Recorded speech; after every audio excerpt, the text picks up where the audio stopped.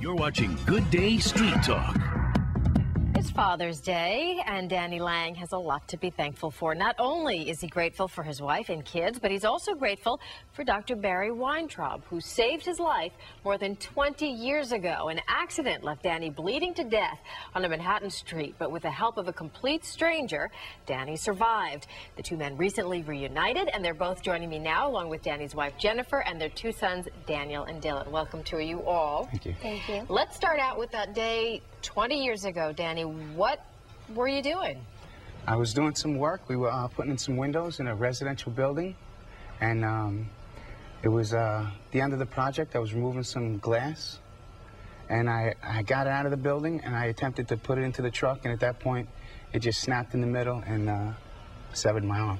And at this point, obviously, the people who were with you were trying to get you some help, but you're standing there. I'm standing there pretty much all bleeding. by myself, and you know, there were a bunch of people around, running in different directions, and then just out of nowhere, I just hear the doctor saying, you know, get out of the way, I'm a doctor. And he reached down and reassured me that I'd be fine, and just my guardian angel. Yeah, even all these years later, you clearly remember very vividly. Oh, sure. Think about it every day. Think about this doctor every day. Tell us your side of this story. You're walking down the street, and, you know, you run into this. I will never forget this day.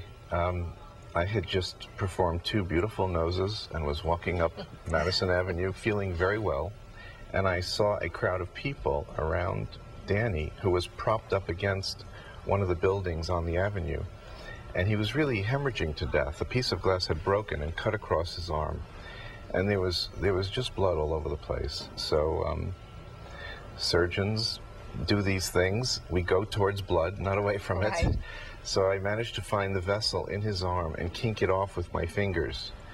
It called for a paramedic. The paramedics came and just held on to the vessel while they wrapped something compressed, you know, a compressive dressing on his forearm, got him into the ambulance, and then on to the hospital, where they repaired the damage, and we phoned the next day to find out if he even was alive, because he was really pretty close to not being here.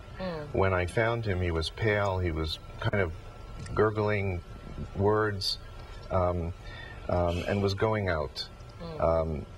He did survive, and I had not seen him for 23 years. We got a phone call about a month and a half ago. From Dan. Let me ask you, what prompted you to call the doctor? After all those years, because you guys had lost touch. Yeah, I apologize for it. But, why did I try to phone him? Recently we had a few losses in the family. So you start to begin to think about how precious life is. And, you know, how grateful I am to this man. So I felt just obligated to let him know just how thankful I am. I got my beautiful wife. He would talk about him all the time and be so grateful. And he was like, I really want you to meet the doctor and just thank him and thank you. Now, I can imagine you guys met after Yes, the accident, a few but years obviously later. this is a story that was important to him that he told you about. How did you feel when you got that call? I was shocked, and he was very emotional, and then to see him with A very full life. I mean, this is a dream right here, you know, that kind of family. Luckiest kind of world. Yeah. You know, a lot of doctors might be afraid to help somebody in this day and age. Why did you feel, I mean, is it just something that kicks in and you don't even think about it? Or You do why did not you feel think about it. You should never think about it. If you see something that you think you can help, to stay away is a crime. And all this nonsense about legal things and the rest of it, it's idiocy to me. You go there and you do what you can, and sometimes you save a life. Now, listen, I don't want to ruin any special surprises, but what do you guys have planned for Father's Day? You know, when you're thinking about all of this and what maybe could not have been. We're just going to be together, probably just spend the day with the whole family and just be grateful and thankful. Yeah, and how about you guys? What do you think of your dad? Well, I think he's kind of great. Yeah. And are you glad the good doctor intervened? Have you heard this story before? Yeah. What did you want to tell the doctor? Thank you. Oh, my pleasure. My pleasure.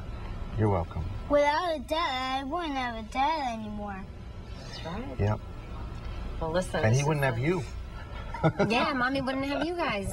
That's In right. New York City is a safer place when the doctors walk in the neighborhood. That's for sure. That's for sure. Well, listen, this is a wonderful story to hear. Very life-affirming and really nice on Father's Day. So my thanks to all of my guests this morning. Thank you, Tom. Danny and Jennifer Lang, their sons Daniel and Dylan, and of course, the lifesaver, Dr. Barry Weintraub.